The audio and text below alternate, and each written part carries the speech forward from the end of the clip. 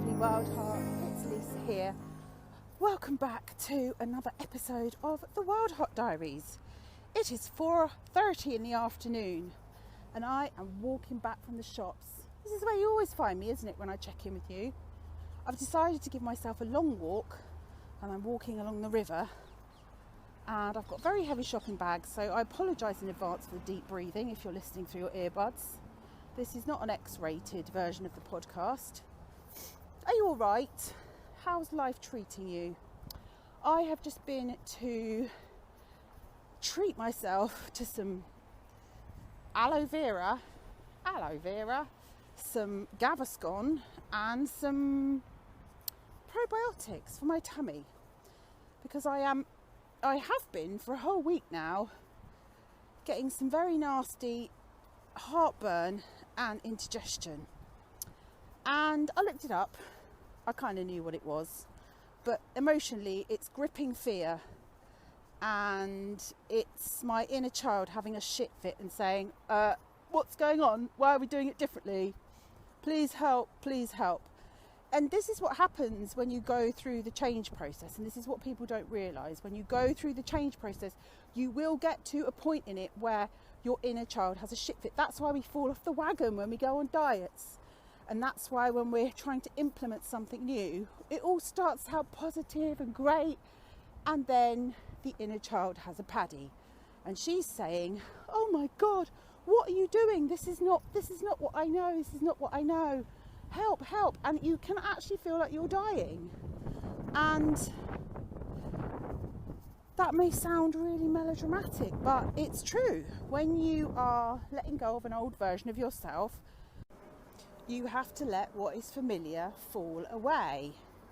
And literally you can be in this space of nothingness. You're not the old you, you're not the new you even. You're just kind of there, waiting for the new you to appear. And you know, my coping strategy when I am aware that I've got very uncomfortable feelings rising up in me, i.e. massive amounts of fear, because I'm letting go, I realise in my logical mind that there's things I can't control, and I'm expending lots of energy trying to control the uncontrollable with my thoughts. I'm worrying myself to death over things that I have no control over, and I have to let go. And as I let go and the fear rises up in me, what I normally want to do is stuff myself full of food. Stuff all those feelings down with food. That's what I did as a child. But you know, it's really bad for me. And now I've become aware of it, and my body is helping me, and it's saying, hello, all this food, it's not coming down this way, because we're sending up some acid so that you can really feel the pain and you can really make sure that you take care of yourself this time. And that's the reason why people don't go to therapy until they're in massive amounts of emotional pain. You know, or they've lost their job, or they're in debt, or someone dies. But it's got to be like a ginormous volume of pain. Otherwise, if it's kind of a little bit niggly and unbearable and something you can cope with, you don't do anything about it, do you? You just kind of... How many of you listening right now, if you're listening along with your journals, or take out your pretty podcast notepad, if you haven't got one, go to the homepage of my website, smileyforlife.com, scroll down, right down to the bottom, put your details in, and I'll send you one for free. It's good to journal along. When we put the pen on the page, it just sort of cements the learnings of my witterings and ramblings. And so, yeah, so you've got to be in massive amounts of pain. How many of you are living with a little bit of uncomfortable pain and you're just kind of tolerating it, or a situation or a person, but it's not enough, probably because it's familiar to you, it's something you've always tolerated since you were a child. You're just tolerating it and getting by. So you're in survival mode, you're operating from a place of fear, but actually there's a little voice inside of you that's trying to be heard and is saying, this isn't right, we deserve more, there must be more, this just feels too hard, I can't do it, help. And then it's like, why are you not listening to that voice? Why are you ignoring yourself? Don't worry, I've done it as well, which is why now I've got huge amounts of pain. I have been eating smaller portions, drinking lots of water. I made myself a lovely fresh tea. I chopped up some fresh ginger and some lemon and put honey in it. And the ginger seems to be quite warming, and that's really nice. But yeah, my body is now screaming at me, will you fucking listen to me? So, you know, I'm listening, I'm here, and I'm scared, I'm terrified. And so I breathe through the terror, and I get my journal out, and I'm journaling like a crazy woman. I'm journaling pages and pages. And as I journal through my fear, my higher self is coming through, and that tiny voice that was once a whisper is now, we are now in unison, we're now connected, and I finally got the message. So as we stroll back together,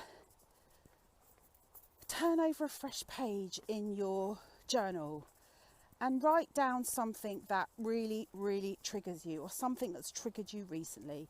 It's normally an external trigger, someone cutting you up in the traffic, someone where you feel like having to repeat yourself because they're not listening to you and you feel disrespected, or someone that you've texted and they've not texted back and you feel like they're ignoring you, or what else is triggering? Leaf blowers, they trigger me. There was one in the background just now, but I managed to walk past it and stay in a calm state of zen, because there's no point, is there? Because I'm not in control of those outside things. And so there's all those outside triggers, so you can write those down. All those triggers are teachers. And I think what we tend to do is we go through life unconsciously avoiding the things and the people and the places that trigger us into really emotionally charged states, because we don't want to be drowning in an emotional puddle. But what I'm talking about today is, what if the trigger is inside of you? Dun, dun, dun. What do you mean, Lisa? Well, let me tell you a little story. Every time I go and place my peachy bot on the sofa to enjoy a cup of tea, or to read my book, or to watch my favourite TV programme. What are you watching on TV at the moment? I'm really enjoying Jane the Virgin still. The second time I'm watching this.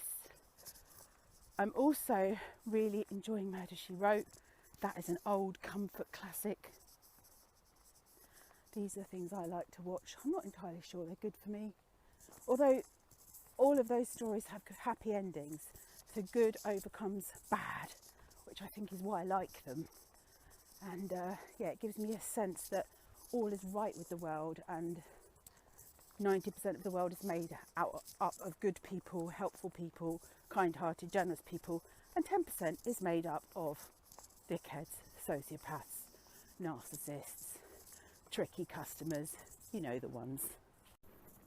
And so whenever I sit down to relax and I create space and my feelings come in, but I don't recognise them as feelings straight away, they're thoughts in my head, and they say, you're lazy, you're bad, you should be working, you forgot to do this, you need to do your expenses, you've got to change the bed sheets, you need to run the hoover round, this place is an absolute mess. Can I just add that my flat is spotless and really, really tidy, because I border on OCD in finding, places for things. Little piles of crap all over the place, but tidy piles of crap, and I know where everything is. So what this voice in my head tells me is lies. It's quite a bully and it's relentless. And the voice of your worry monster, your inner critic, your inner mean girl, your whatever you want to call it, your mind monkeys, will always lie to you, because it wants to keep you stuck in the past. It wants to keep you small. It doesn't want you to become the new person that you're trying to become. It wants to derail you, because it is the voice of fear. So what ends up happening is, because this voice always comes in when I go to relax or to do something nice for myself, sometimes it comes in when I take out my art journal, or when I want to go out for the day and hang out with my friends and do fun stuff. Or like the other day when I was trying to book my 50th birthday trip to Disneyland Paris, it was saying, you can't afford this, this is so extravagant, who do you think you are? Oh, there's a squirrel. Oh, I love it when I see squirrels. Squirrels are my sign from the universe to play more. So if that was never a sign to say, get your ass to Disneyland, there it is. So what ends up happening is, because that voice comes in whenever I do those things, I don't do them. I just keep perpetually busy and on the go and wading through the to-do list, which is never done, because there's always things that you could be doing, isn't there? But when you die, are you going to wish that you dusted more and hoovered more and tidied up more? No, not really. I'm not going to wish that I'd done more. I'm going to wish that I'd gone travelling, done all the things that I want to do, written more books probably, met more people, helped more people, been more creative, you know, the things that I care about, that I'm passionate about. So then you avoid doing those things and then you get burned out. So if we were going to do this as a cycle of behaviour which starts with a thought, write the thought, and draw yourself a circle and write the thought that comes in at 3 o'clock on the clock if you draw a circle. So at 12 o'clock you've got your trigger. So my trigger is relaxing with a cup of tea or booking a trip to Disneyland or doing some art. At 3 o'clock the thought comes in. You're bad, you're lazy, you're irresponsible, you should be doing X, Y and Z. Should is always shaming talk. It's not helpful at all. And then at 6 o'clock I want you to write down what your inner child is thinking. So this is where we have to flash back to the past, because that voice inside my head that comes in and won't let me sit down is a voice from the past. And the reason I know it's a voice from the past is because I feel helpless and small. I try to avoid it, and also the reaction to the trigger, it's not a considered response, is it? It's a reaction to the trigger. Although it may be a considered response now I'm more aware of it, the reaction to the trigger is far greater, it's disproportionate to the trigger. Sitting down having a cup of tea isn't a reason to bully myself, is it? To punish myself? No, but it is, because at 6 o'clock we're going to write down what the inner child remembers about that. And that's funny because it used to happen at 6 o'clock most evenings. And that's when I sit down to have my cup of tea. Now, at 6 o'clock in our house when I was growing up, it was the witching hour. Which, you know, I think is in most houses because it's that time of day, isn't it? It's that time of day where we're all a bit tired and scratchy. We want our food. We're tired. We've had a long day. We're carrying probably loads of stuff from school. And maybe we've got homework to do before we go to bed. And we're feeling a bit disconnected from our mum because we've been away from her at school all day and we're wanting to connect. But we're kids and we don't know how to connect. And if we've got a parent who doesn't take the time to connect in with us because they're caught up in a cycle of busy, then we don't feel great. And then we might act out, or it might all kick off at tea time because I had 3 siblings and I had a stressed out mum who couldn't regulate her emotions and who carried a lot of unhealed trauma. And so what my inner child remembers is, if at this time, so I'm on the front line like a little soldier going to war, if at this time, when I should be relaxing, when the day is done, when I should be settling in, putting my comfy pants on, watching TV, reading my book, snuggling up with my mum and her asking me how my day was and us having nice intimate chats. My love language is words, because that's how I connected to my mum, by having chats with her. And sometimes I think I created problems in my mind unconsciously as a survival technique so that I could get her attention. But no, that wasn't happening at 6 o'clock. At 6 o'clock my mum had lost her shit and it was all kicking off, and she'd be screaming blue murder and shouting at us and saying wait till your father gets home, and maybe I'd have got a smack with a wooden spoon or pummeled over the head or called stupid or called something horrible and sent to my room. And so this is how I became the parentified child. So if you've listened to this podcast for a while, you know that the parentified child is the child who becomes the parent in the relationship.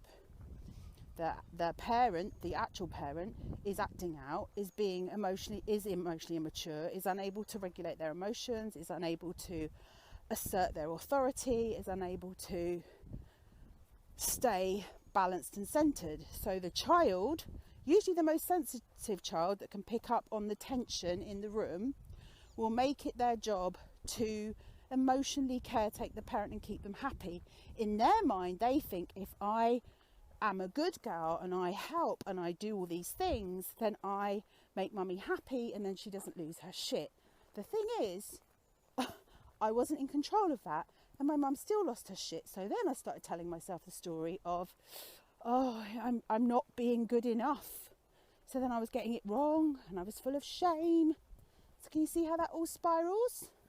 So now we've got two patterns. We've got 3 o'clock on your circle that you've drawn. You've got the internalized thoughts of your parent or your adult influence or your caretaker, whatever you want to call them, the voice of your inner critic, however you're calling that, which is one that's full of fear and is terrified. And then at 6 o'clock you've got the story of the inner child.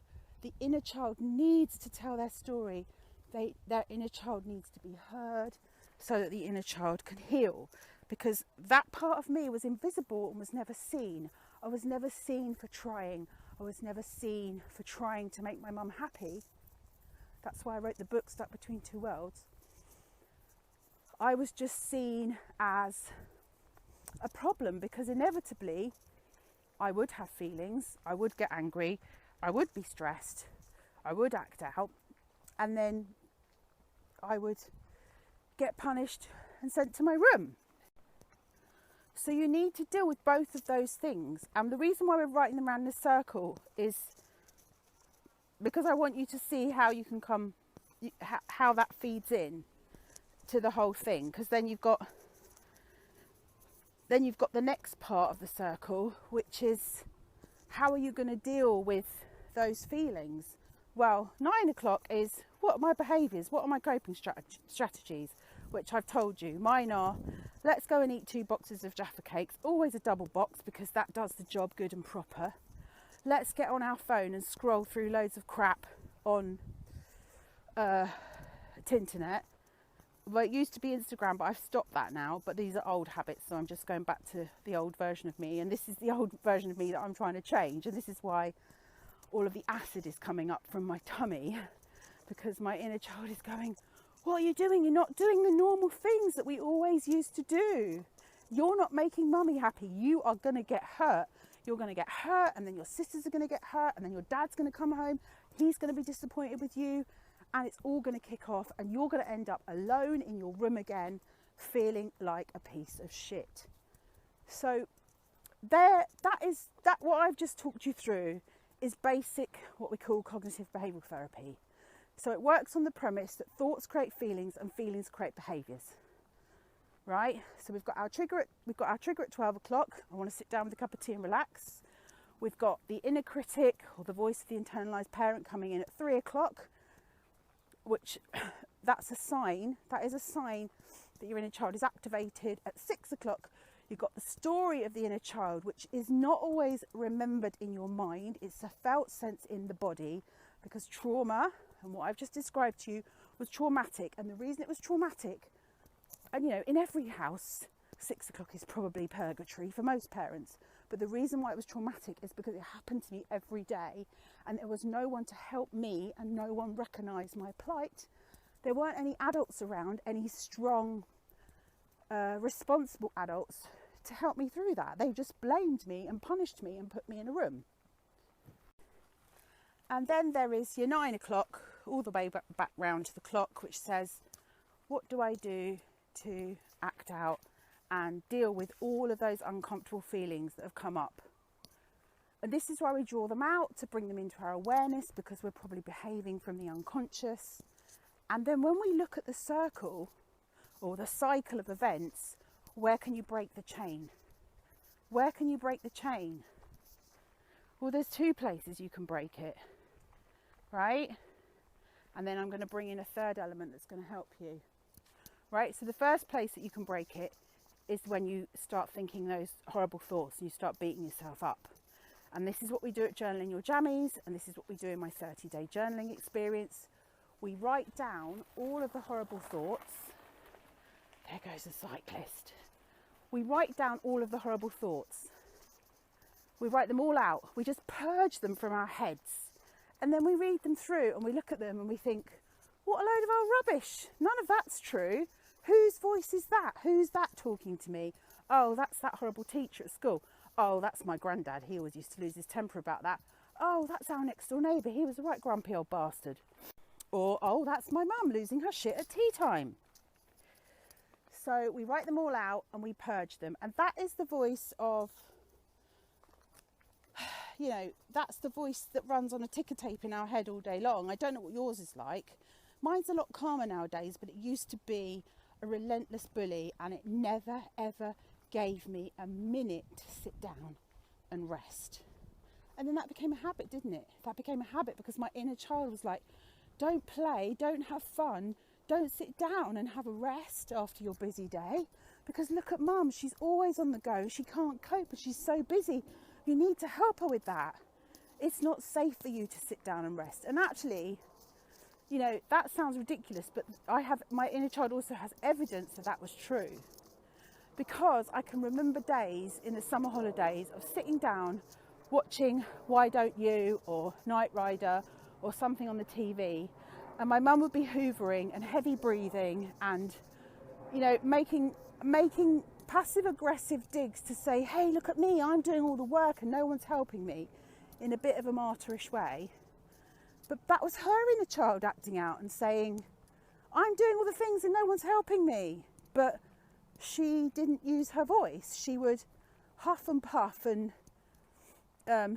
pull faces and give us death stares until we got up off the sofa and switched the telly off and said, can I help you, mum? So she wanted to be rescued because she couldn't ask for help. That's a pattern I see in lots of my clients. You know what? That's not my mum's fault that she's like that. It's very likely that when she asked for help as a child, she was told that she was a pain in the arse, that she was a burden, or nobody came and helped her and she was left to get on with it by herself. But she learned that there was no point in asking for help. So she found other ways to get people to notice her. So that's step one. You write out the thoughts that are in your brain. And then step two is you must let your inner child tell her story. And she must write it unedited and tell the truth. And this isn't about blaming your parents or making your parents wrong, but it's about putting the responsibility back where it belongs, and about your inner child being able to have a voice and say, Mum, do you know when you did that? You absolutely terrified me. And I tried so hard to help you and you still didn't notice me. And then the only way for it all to be over was for you to punish me and send me to my room. And then I knew that everything would be all right then, that you would calm down. So I just learnt to take the punishment and went to my room for the rest of the evening, sometimes without any dinner, because it was so important to me. No, it wasn't important. It was a case of survival. If you were happy, I was safe. If you were unhappy, I wasn't safe, and neither were my sisters. And so when your inner child has been able to tell her story, write it all out, let the feelings come up, get angry, get pissed off, cry, be sad, let all those feelings out. You have every right to be. Parents' job is to keep you safe. You are not there as an emotional punch bag, nor are you there as an emotional shock absorber, nor are you there to regulate their feelings. That is not your job. It is not your job. I repeat, it is not your job, and it was not your fault. And then when you've basically written those two things out in your journal, hopefully you'll find yourself in a calmer place. What we tend to do is, as soon as that voice kicks in and those uncomfortable feelings come up in our body, if we're not aware of them, we tend to avoid them and run from them. And then they build up and build up and build up. We're avoiding ourselves. And then we have some kind of explosion. Hold on, there's a plane. Hold the line, caller. There's beautiful bird song, and then there's great big freaking noisy aeroplanes. This is how we roll in the suburbs of Surrey. Right, and so that is going to help you. And when you've written through that voice in your head and you've told your story, you've told the truth to yourself, You've allowed that to come out. Our fear is that those feelings will consume us and swallow us up, will disappear into a big black hole, never to be seen again. That's bullshit. Our bodies are so clever. That's why healing is slow, because we peel back the memories and the layers of pain one story at a time. And all whilst we're doing that, we're really gentle with ourselves. So we come in with compassion for that inner child and we say, I'm so sorry, your mummy was like that. She needed help, didn't she? Where were the other adults around to help her? Why was there not an extended network community of people that were helping her? Why did she feel like she had to do it all on her own? What happened to her? What was her story? So we have empathy for the mum, but then we also say to our inner child, and that was not your fault, and that should have never ever happened to you. And it sounds like you were really lonely. You were coping with all of that by yourself. And no wonder every time you sit down to have a cup of tea and have a rest, it doesn't feel safe. But you know what? It is safe now. You can have as many cups of tea as you like. You can watch telly all day long if you want. You can do whatever you like because you're an adult, you've got choices, and the past is not happening now. And so we need to have compassion for the inner child and help them process. And we need to validate their experience and say, it makes sense that happened to you. That shouldn't have happened. That was terrible. I'm really sorry. And let the inner child cry it out. Let them be disappointed. Let them be heartbroken. Let them rage. Let them be angry. And then we don't act out. We don't need to stuff our face full of Jaffa cakes. We don't need to keep busy all the time and punish ourselves, because we know that when we sit down and connect to and listen to ourselves, that we are the responsible parent, the caring, loving parent that we never had, and we can be that for ourselves, just like we probably are to everyone else in our lives. So this is how we break the patterns of the past, by having a relationship with ourselves, by connecting to ourselves. And this is a very processy way to do it. It does take time, it takes patience, it takes a lot of compassion and love and understanding, but this is the compassion, love and understanding that you should have had and you deserved as a child. And when we don't get what we should have got when we were kids, we grow up feeling shame. We feel like there's something wrong with us. I wasn't good enough. I didn't try hard enough to make mummy happy. The truth of the matter is that it wasn't my responsibility to make her happy. And I only took on that job to survive. I wasn't responsible for her trauma. I wasn't responsible for her feelings, for her lack of emotional regulation. So, you can break those patterns, and you use triggers that are happening in the current moment to help you work through that. And that is what you journal. Now, the third piece of this puzzle, and this is where my journaling is a little bit different, and this is what I teach at Journaling in Your Jammies.